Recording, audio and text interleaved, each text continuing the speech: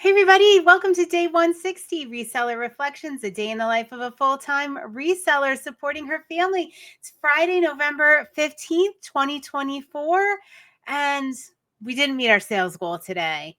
I don't know what happened. Things have been eerily quiet. We made some sales, but very, very quiet. Maybe I'll wake up tomorrow morning and there'll be a lot of sales. I don't know. But it's not looking awesome for the week. I mean, it's decent, but I don't know if I'm going to hit my new goal that I had set for myself. So we'll see. Stay tuned. Sunday, I report on the numbers. My items are shipped out. I am waiting for my friend to arrive. She's coming to visit for the weekend. So I'm really looking forward to that. And I'm just finishing up here quick so that we can do our thing. All right.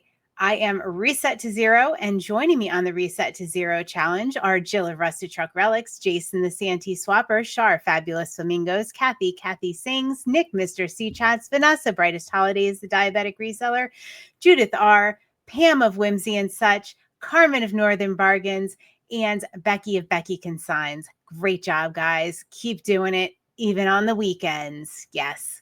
All right, it might make you more motivated to put a couple extra hours in over the weekend. Just saying.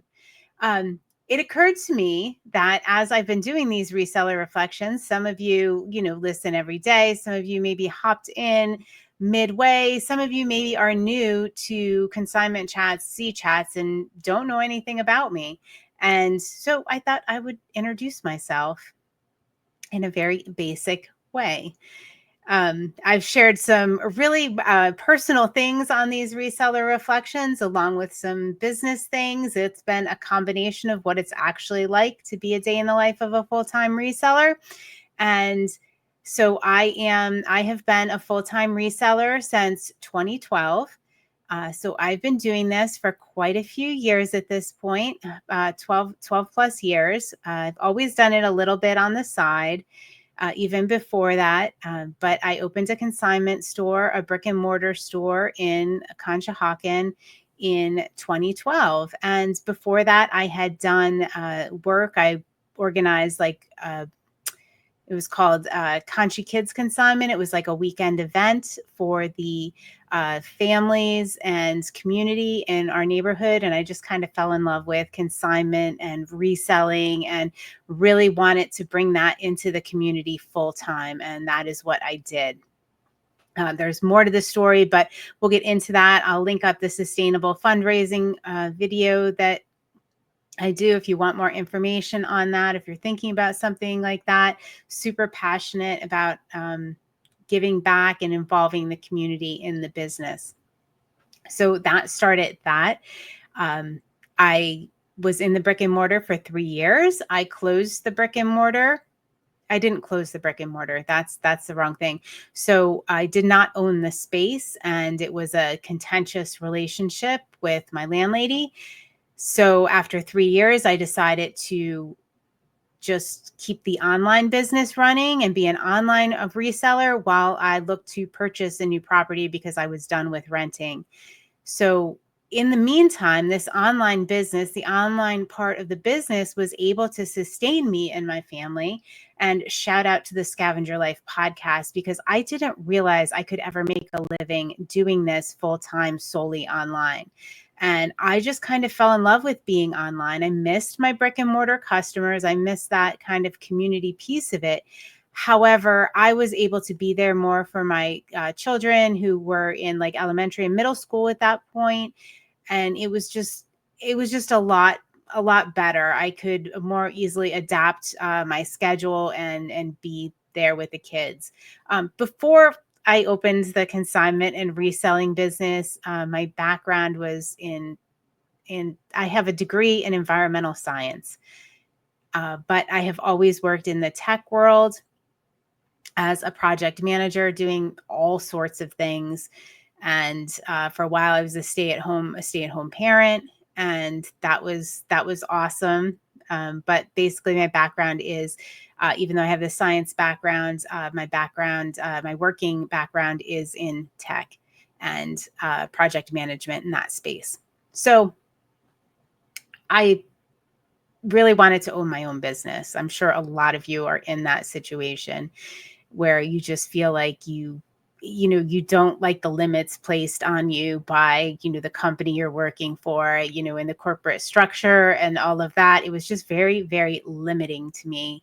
And I just don't like to be told what to do. So, if I feel like doing something creative or doing something a little differently, having my own business definitely gives me that freedom. So that was a big driver. I also wanted to feel like I was contributing a little bit more to my community and building a world that I could be proud of, and you know, making things better instead of doing what I was doing. And I feel like that now. So it's been a huge transition. It's been challenging. Okay. So anyway, closed the brick and mortar, went online, realized that I did end up buying a space that was unbuilt, a zoned commercial property that I never developed. I've since sold it, but never developed it, never had the need to, decided to stay all online. And I love it. It's awesome. So I have moved my business. Let's see. I've moved my business about 5 times. So that is the first time I moved it was only like 2,000, less than 2,000 items. The last time I moved it, I moved 2 hours north.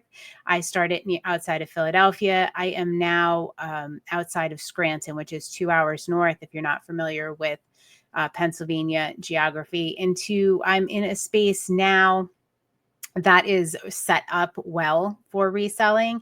My former spaces were not. It was challenging. I was constantly like retrofitting, in these old houses. I love old houses. How to make the business work. This space, I was able to move into it and really design it for the business. So that's kind of cool. All right, where was I going with that? Now I kind of lost my train of thought. Yeah, so I moved up to this space. I have 2 children that are now, one just graduated from college, the other is in a sophomore in college. They do not live here. I'm an empty nester. I am divorced. So here's the point I kind of want to make about that.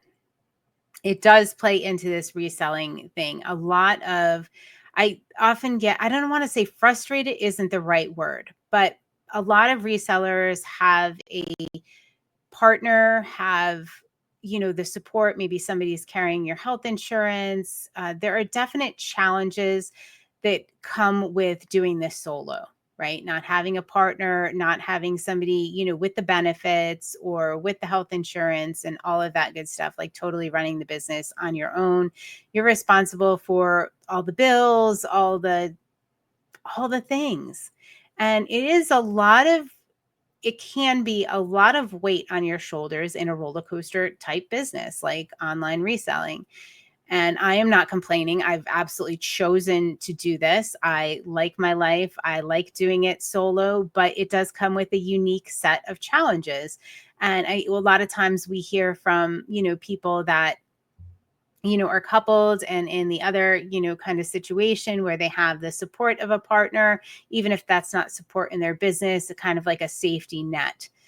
And doing this, let's say without that kind of safety net does come with its own pressures. If anybody else can relate, go ahead, put it in the comments. I would love to hear from you. I would love to collaborate because I think it is a unique space in the reselling world and